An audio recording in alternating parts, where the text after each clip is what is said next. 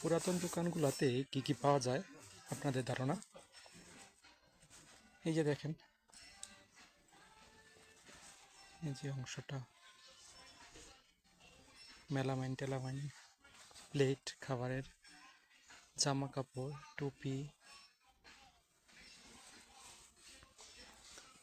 এবং খুব ভালো চলে। পুরাতন দেখে যে চলে না তা কিন্তু না, বরঞ্চ বলা যায় খুব বেশি চলে।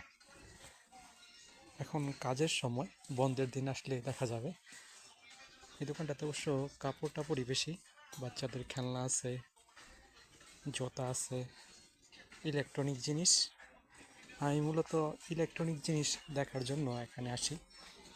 যেমন ধরেন, আমার টিভিটা এখান থেকে নেওয়া হয়েছে, টেলিভিশন যেটা একদম নতুন, পাচিঙ্কো থেকে আপনার জিতে একজন লোক এখানে বিক্রি করে দিছে।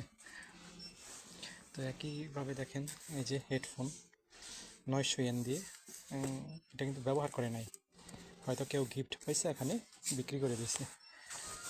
ইলেকট্রনিক প্রোডাক্টের মধ্যে যে মোবাইল সামগ্রীও আছে, নতুন প্রোডাক্টও বিক্রি হয় কিছু কিছু, পিয়ানো টিয়ানো, এই অংশটা বাচ্চাদের খেলনা, মিউজিক ইনস্ট্রুমেন্ট, খেলাধুলার জিনিস কি নাই। এবং ওই পাশে আপনার জুয়েলারি, ব্যাগ, সব ধরনের জিনিসই পাওয়া যায়।